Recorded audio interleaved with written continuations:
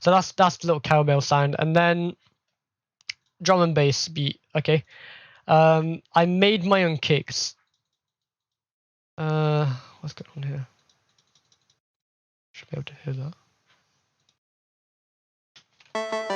It would help if I didn't have that solo, wouldn't it?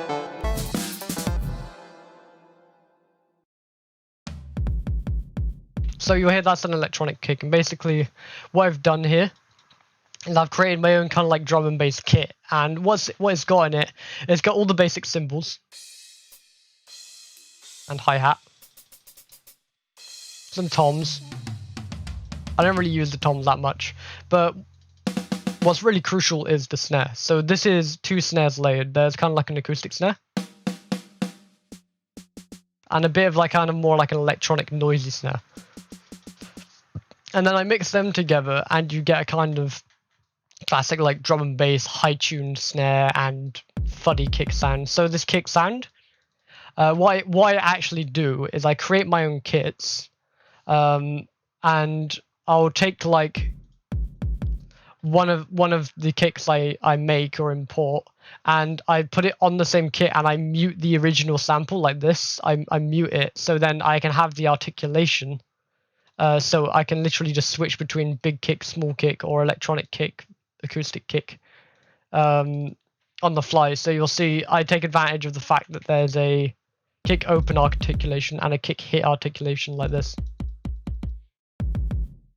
One's a bit more fuddy, longer tail.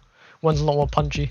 So I vary between them depending on the song part, and they also route into the instrument mics on the actual thing itself in Superior Drummer. That's something you can do. So creating your own kicks and importing them and then kind of muting off the original sample on the kit is one way you can get different articulations with different kicks, and I think it sounds really, really cool.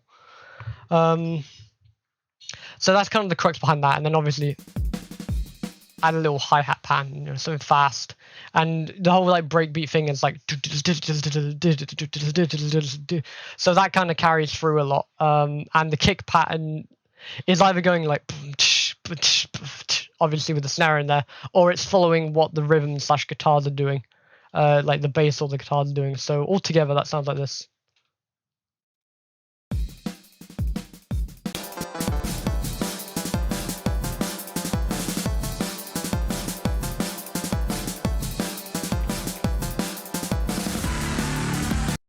Obviously we're going to the bass. The only other thing I'll mention is that I'm using this plugin here, and this is one that actually has Mick Gordon presets on it, as you can see there, which I used, and he actually used this. I can't remember what it was some trailer thing, basically, but he used this, and it's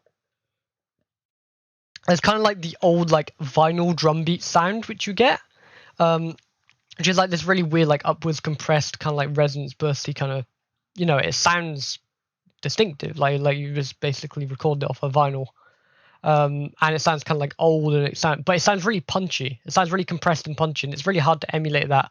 But this extreme compression plugin does a very good job at emulating that. It's called Greater, and I really recommend it. It's got some Mick Gordon presets on there. So I was basically using the bypass feature to essentially automate them on and off on the drum bit, and essentially I gain match them to the parts, so it sounds punchy or like lo-fi in a different way, like kind of like an old style drum beat, and it's actually really, really nice. I really recommend this plugin. So that's the basis of the drum sound, and that's the basis of like the cowbell sound, and that's the basis of the kind of weird compression I'm using. The rest of it should be pretty easy to describe from here.